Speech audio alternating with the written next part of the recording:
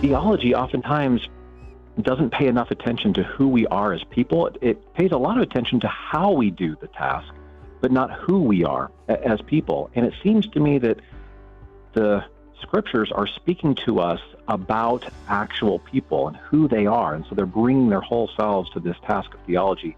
And that opens up a whole new way to be able to know God.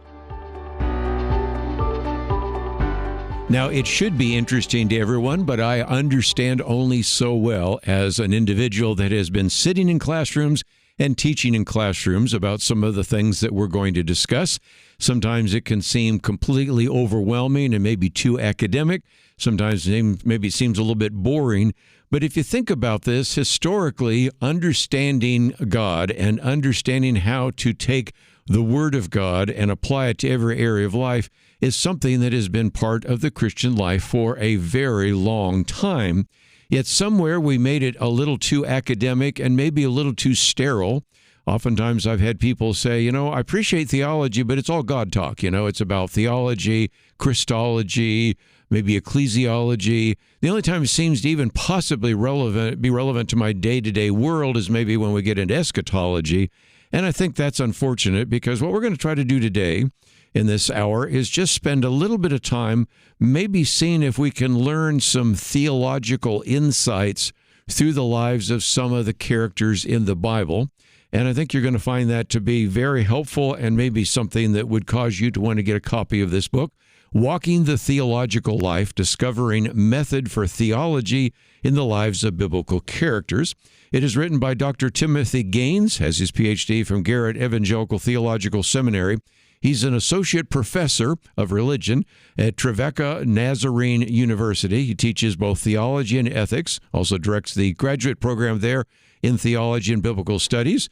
You may have come across some of his books, for example, Christian Ethics, Following Jesus, Prophet, Priest, and King, some that get into the political issues that we talk about so often here on Point of View, Kings and Presidents, Politics in the Kingdom of God, and another one, A Seat at the Table, A Generation Reimagining Its Place in the Church.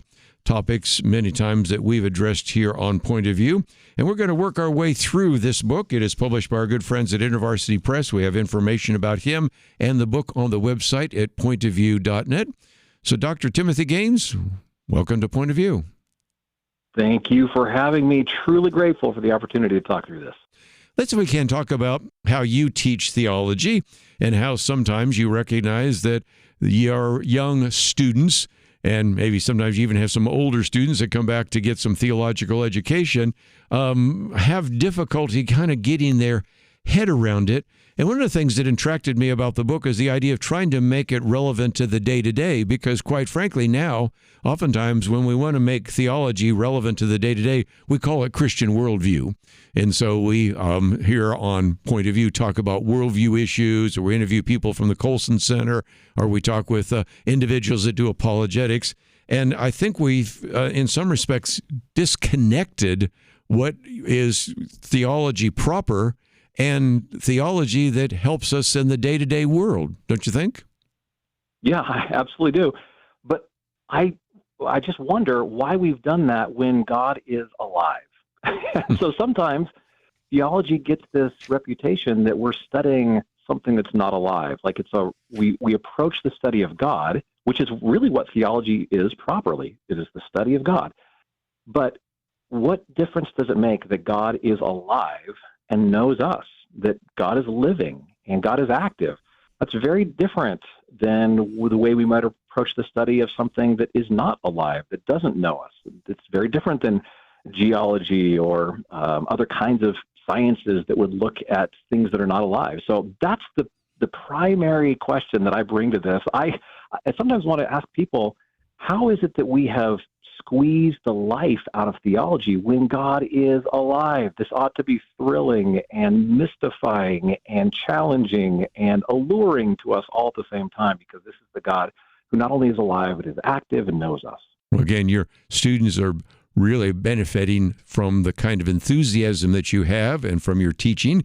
And I might just mention that we're going to, if we have time, talk about 12 different individuals. But I like at one point where you said How did I choose these? Well, you could choose any ones, but you say, I see my insecurity in Jeremiah. Like Martha, I've known grief. I resonate with Thomas's doubt.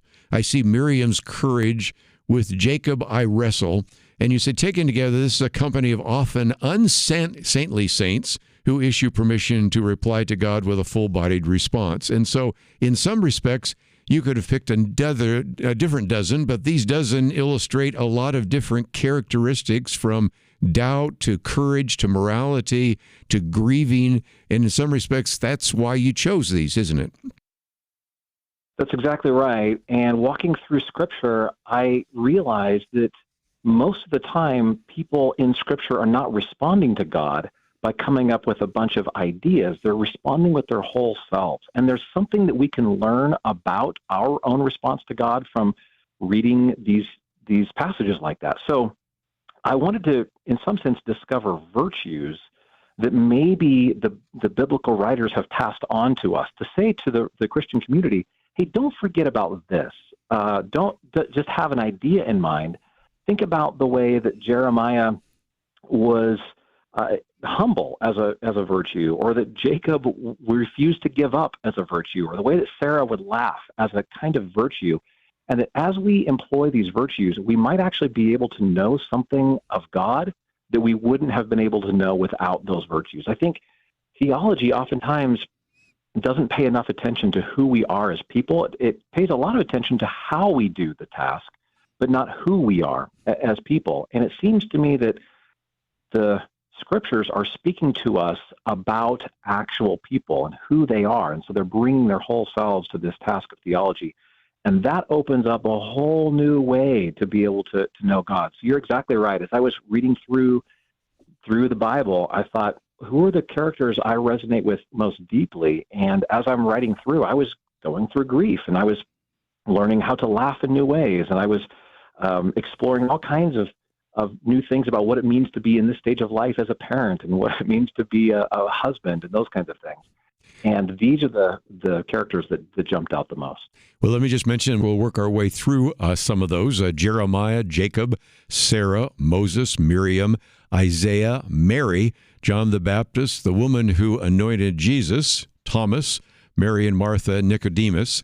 We'll talk about Jeremiah. Of course, you begin by talking about Jeremiah 1:5, before I formed you in the womb, I knew you. And that's a verse I use oftentimes when we're talking about pro-life issues.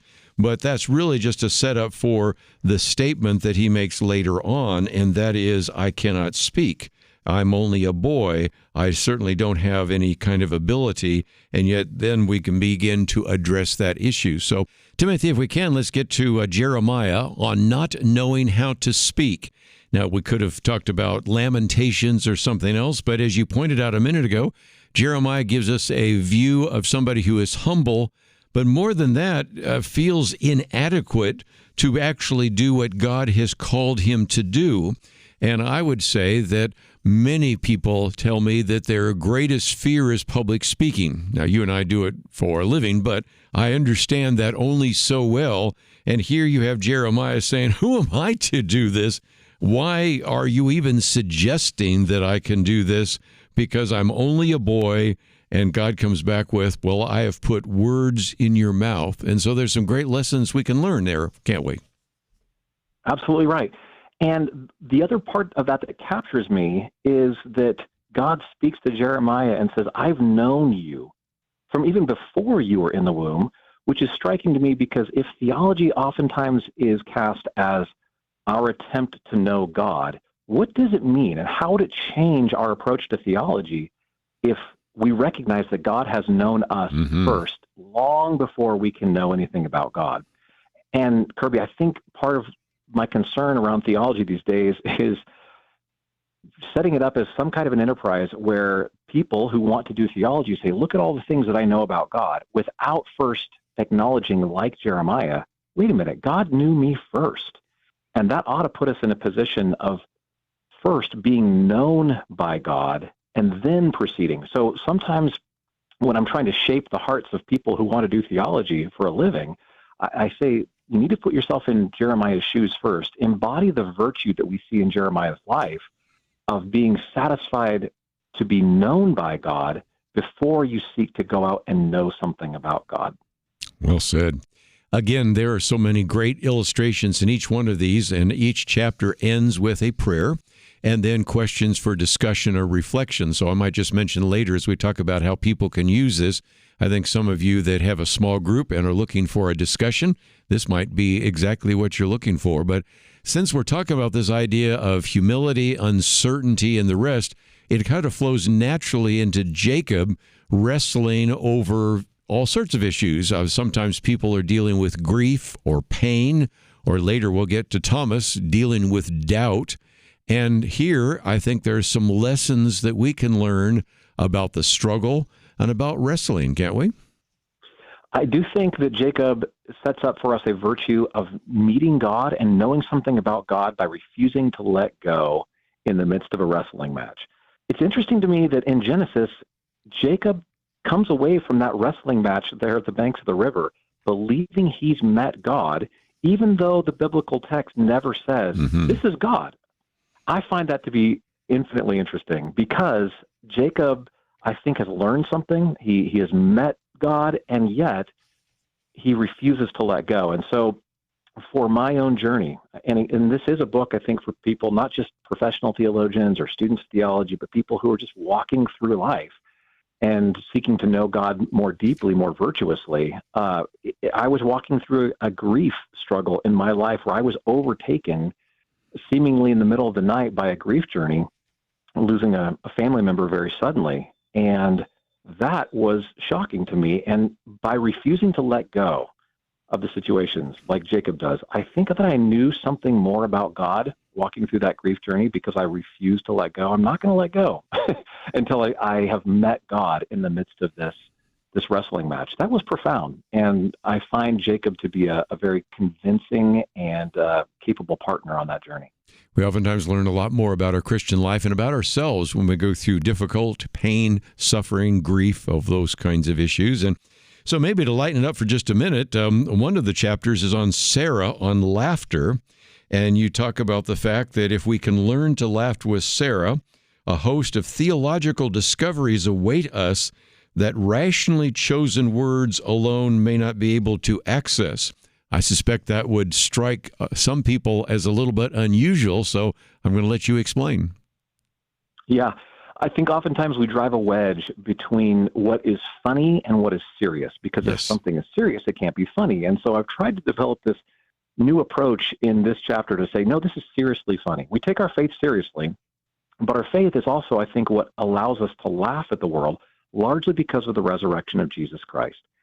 And so in this chapter, I try to suggest that the resurrection of Jesus is the punchline that God is playing on death and evil and destruction in the world. It's the punchline that nobody really saw coming. And when we think about it, the things that oftentimes make us laugh are the punchlines that we just didn't see coming. It's like the things that take us by surprise. Oh, yes. The first time that I made my baby son laugh by putting a piece of paper up in front of my face and then withdrawing it very quickly. And he was kind of surprised for a moment and then recognized my face. And that was his first laugh.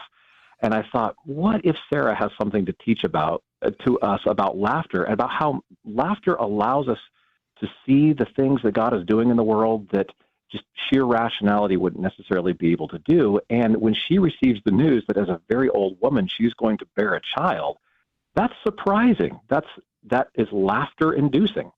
And so I wondered, could it be that she has something to teach us about receiving laughter as an arena, as a virtue of meeting God, and maybe incorporating that into our walk as Christians? One of the things I loved about your chapter is just to show that theologians have a sense of humor. You say, I remember the day my 93-year-old grandmother announced to the family that she had recently been cast in the church play as Sarah. My 60-something dad's face lit up and said, all right, I'm finally going to get a brother. And I'm sure the laughter that came around after that is just a good illustration of the fact that we don't always have to be serious. And I think some of the great teachers of God's Word, I think of Chuck Swindoll, for example, and many others that have such a great sense of humor, I think that's illustrative as well. I thought I'd also, just for a minute, have you talk about Moses on morality, because we obviously think about Moses and Exodus and Deuteronomy and Numbers, and we think about all of that, but there are some lessons to be learned there as well, isn't there? That's absolutely right. We oftentimes associate Moses, of course, with the Ten Commandments, which is ground zero in many ways for Christian morality. And yet, I'm trying to help us remember in this chapter that didn't just come out of the blue. That in many ways, the people had met with God at Sinai. And out of that meeting, out of this incredibly dynamic relationship, comes the Ten Commandments that allow us to live in relationship to God, but that these are not just arbitrary moral commands. And so that when it comes to morality in the Christian life, there always needs to be that component that we are responding to God, not just living to moral codes that aren't connected in some sense to the God who is alive. Let me just mention already, as we've gone through a few of these, that, of course, we've talked about Jeremiah on not knowing how to speak, or Jacob on wrestling, Sarah on laughter, Moses on morality. We'll get into some of the others, Miriam on courage, Isaiah on being undone. Of course, you see that in these opening chapters there as well. Mary, the mother of Jesus, on pondering, John the Baptist on standing on the edge, the woman who anointed Jesus on love, Thomas on doubting, Mary and Martha on grieving, and Nicodemus on theology at night and leadership in the dark, just to give you a few illustrations of this book, which as I mentioned before, is one that probably would be very helpful to you if you wanted to maybe dig a little deeper, or if you were even maybe going to be teaching on that particular section of Scripture to maybe discern some of the insights. But as I also pointed out, each one of the chapters have a number of key insights. It closes with a suggested prayer, and then usually with about 3 questions to begin a conversation or a discussion on reflection. So this certainly could be a book that you might want to read on your own, but I also just want to alert some of you that are small group leaders, life group leaders, small group coordinators, whatever it might be, to know that this is something that might be helpful. Timothy Gaines really helps us understand this issue of theology, really trying to make it a little more relevant. It's more than just an academic pursuit. It really is an attempt to explore some of the lives of some of these key biblical characters, watching them walk through this particular theological path and see if we can learn some lessons vicariously from them and maybe grow in our understanding. And Timothy, for just a minute, we might talk about how people can use this book. I've already suggested that people could go through it either individually, and thus the questions in the back of each chapter are for reflection, or they could go through it collectively with a small group, and those questions then could stimulate a discussion. Absolutely. I've written it for both. I've heard from lots of folks who said my small group has gone through this together. There are questions that are designed to get you going, and I've tried to choose biblical characters that are relatable to people in various stages of life. There's men and women represented in here. It's really for the person who is looking to grow in their capacity to know God well and virtuously, and looking for guidance on how we can do that, whether you're doing that in an academic setting or whether you're doing that in a small group setting. Hey there, Megan Kitchen here, creator of the Highlights podcast. Sorry to interrupt, but I would like to ask a small favor if I could. If you appreciate anything about today's episode or it enhances your own point of view, would you please let us know? You can do it easily by sending an email to podcastcomments@pointofview.net. When you email us your feedback, it helps me to create more episodes based on topics that help you and your friends discern a biblical perspective on the world. So, penny for your thoughts? Again, that email is podcastcomments@pointofview.net. Now, back to the episode. Well, let's see if we can continue on. One of the chapters is on Miriam, on courage. Now, you could have used Joshua for courage, but I think in some respects people might be able to relate to someone who's not seen as David or a warrior or Joshua or something like that. But here, courage is in short supply. It's a chapter that we desperately need in this 21st century world, and that's why you included her in that particular section as well. I am absolutely struck by the image of Miriam picking up the tambourine and singing as the people of God are moving into the wilderness, because the wilderness is this vast unknown. And I was also entering into a season in my life where there was a lot of vast unknown in front of me. But what I love about Miriam is she begins to sing about what God has already done with the courage and confidence that God will continue to sustain them into the future. And I thought, that is a virtue that I need to embody in my own life. I need to learn something from Miriam on this. She sings of what God has done in the past that leads to courage in the future. And so this is, in many ways, my way of talking about eschatology and other related matters. That this is how theologians can approach this, that it's not just about only what's going to happen in the future, but the consistency of what God has done in the past that leads us to trust God into an unknown future. Well, and you also talk about discerning courage, which is something we need to do, and even this idea of virtuous courage. So a lot in that chapter, but just to be fair to your book, I'll keep moving because that then takes us to perhaps one of the more famous passages where Isaiah is actually ushered into, if you will, the throne room. In Isaiah 6, I am ruined, for I am a man of unclean lips. I live among a people of unclean lips. My eyes have seen the King, the Lord Almighty. And this one is Isaiah on being undone. If you can, explain to us this idea of being undone, because you do explore that for a little bit in this chapter. Yeah, certainly. Beginning point of exploring who God is in relationship to a God who is alive. Isaiah encounters that firsthand. And I love the virtue that we pick up in him, that he doesn't kind of puff himself up, but he is humbled by that immediately.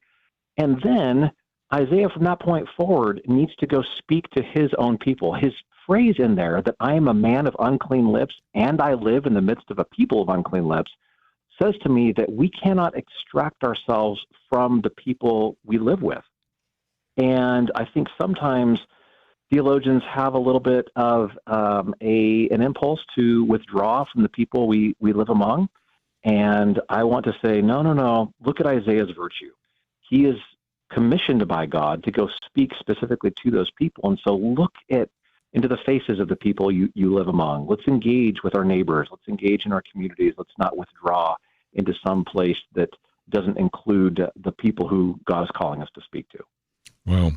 Well, I might just point out that the first 6 chapters deal with Old Testament characters. Now the rest deal with New Testament characters. And I appreciate the fact that you have a balance between the two.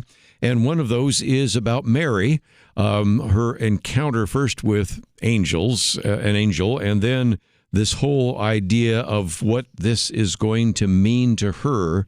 And then you talk about Mary on pondering, and even take us through what you might call the silence of praise. Can you explain? Yeah, this is helpful coming out of the Christmas season where we've had a lot of attention on Mary and the birth of Jesus. And one of my favorite vignettes that Luke gives us is that in the midst of all of the busyness of the birth of Jesus, and you've got the shepherds coming, and then you've got the wise men coming, and then the shepherds are hurrying off. There's all this singing in the heavenly realms. Mary goes essentially silent there after the birth of Jesus. She's very vocal before the birth of Jesus. She sings out this song of praise that God would use her in this way.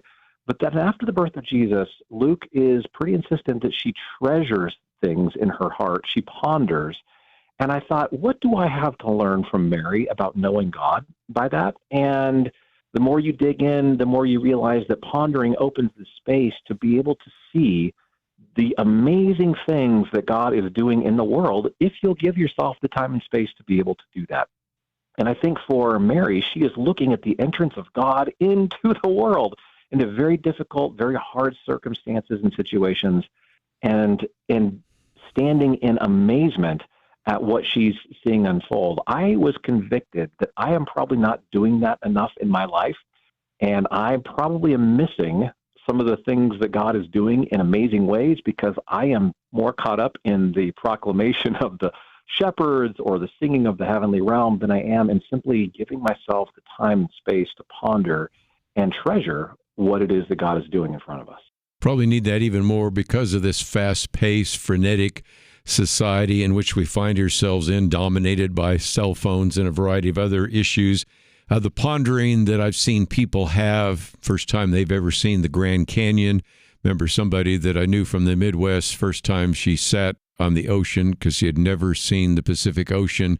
I mean, there are some senses in which you understand that in the natural world. Of course, Isaiah experienced it in the supernatural world, but I think it is interesting here that after all of this, again, in the last part of Luke chapter 2, and Mary treasured all these things and pondered them in her heart, which I thought is just a very significant lesson we need to learn as well.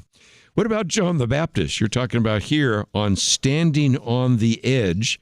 Obviously, you have an individual that certainly is a witness to the light, as you say in John 1, and also an individual who baptized Jesus, loses, of course, his head later on, but there is a sense in which we can learn some very important vicarious lessons from John the Baptist.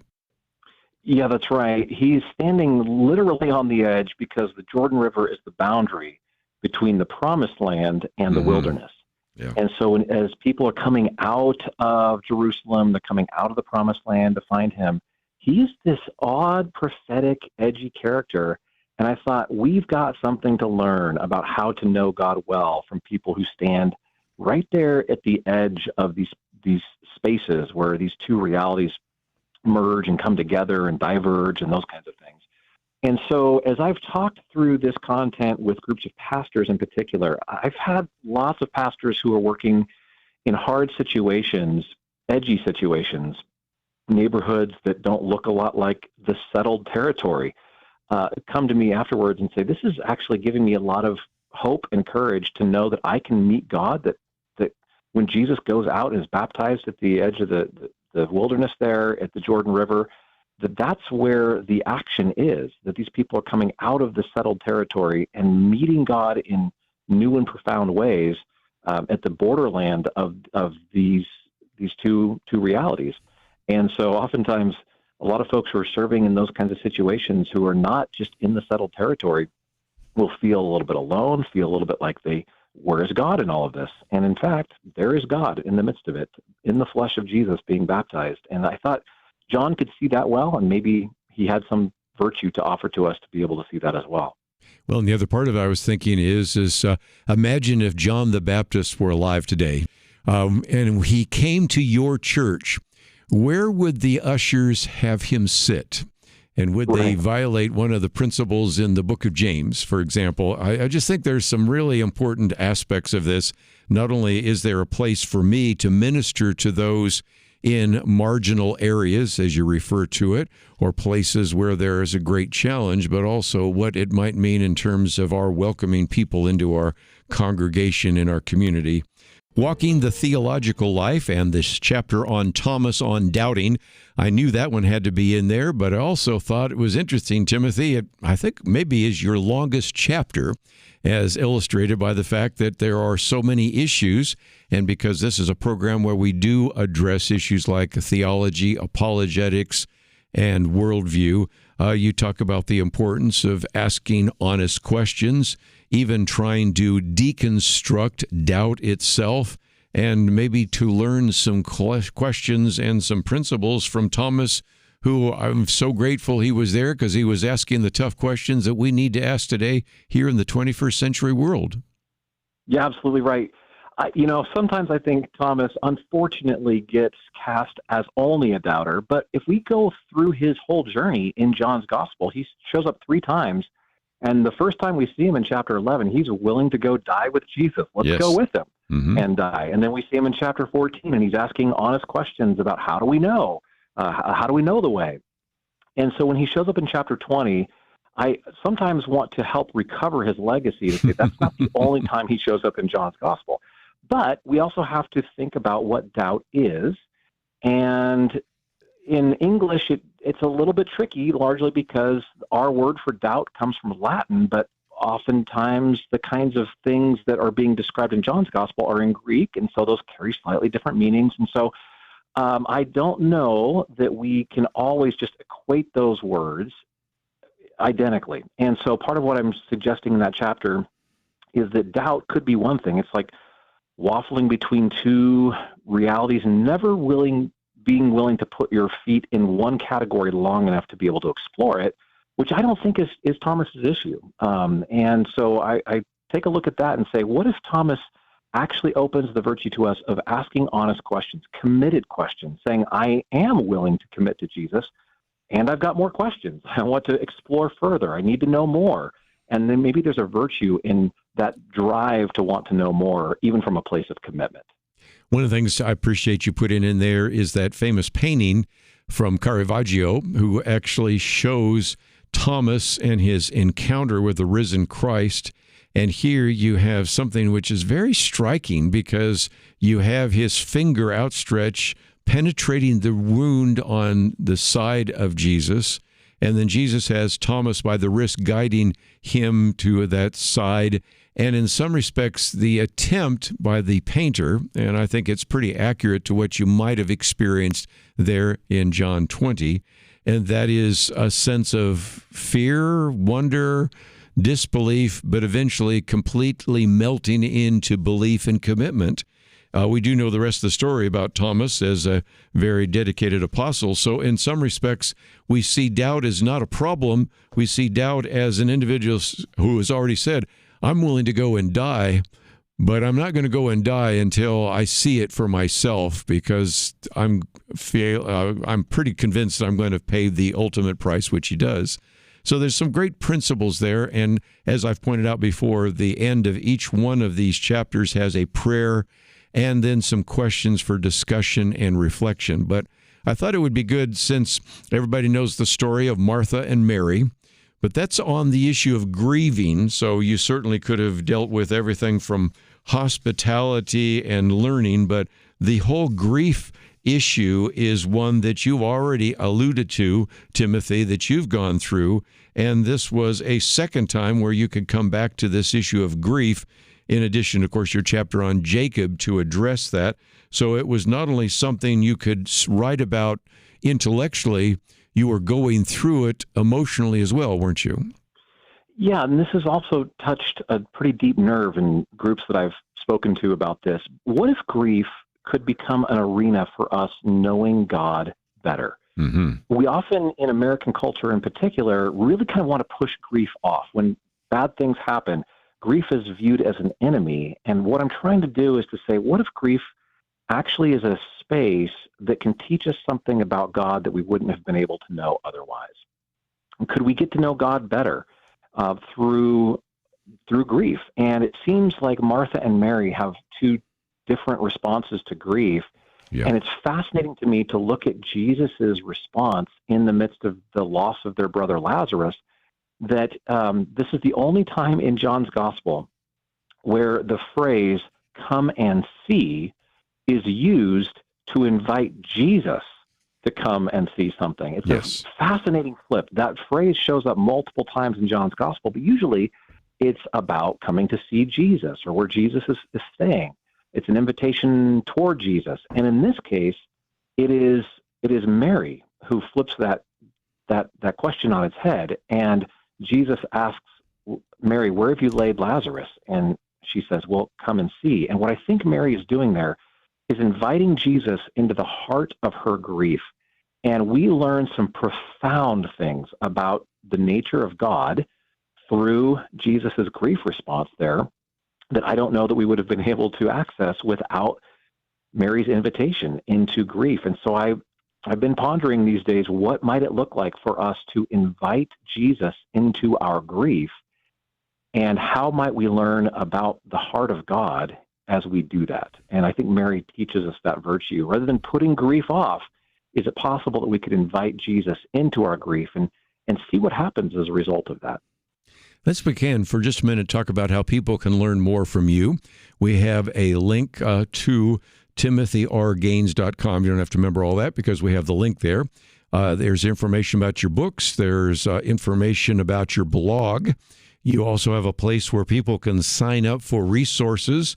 You even have something which I thought was very well done, a 3-minute theology, so that if you maybe would like just a short understanding of a particular theological clip, that would be the case. But it seems to me that people can either sign up for your resources or even begin to check out your blog, and you spend some time interacting on many of these very important issues. Indeed. Yeah, I've got some blog posts that I hope come from more of a pastoral perspective and engage the content that's in this book. But again, it is accessible for anyone if you want to read it by yourself or if you want to read it with a small group. In many ways, these principles are going to be helpful for not just students of academic theology, but for anybody who's seeking to know God more deeply. Well, I appreciate you, first of all, writing the book. Thank you for giving us an hour today to discuss it, especially given the fact that you are a busy professor and father and husband and all sorts of other things that are part of your life. So we appreciate you joining us today here on Point of View, and I look forward to the next opportunity. Very grateful for the opportunity. Thank you so much. Again, Timothy Gaines, if you would like to know a little bit more, it's Timothy R. Gaines, but you don't have to remember that. Simply go to the website, pointofview.net. You can see his picture there, and then click on the one that talks about the viewpoints and our website and all of that. You will see information about his books, his blog. You can sign up for some resources. Love this little piece here on 3-Minute Theology. There's also a place where you can chat, so if you would want to ask a question, you could do so. Then underneath it, we have information about Walking the Theological Life, and it is something that's been out about a year, so maybe you'll be able to find it in your bookstore. Easy for you to order it, in this case, either in paperback or Kindle. It's a great resource, and it's one that I think you would enjoy going through individually because it's a great way to explore, if you will, theology vicariously through the lives of biblical characters. That's all we have for today. We look forward to seeing you next time right here on Point of View Highlights.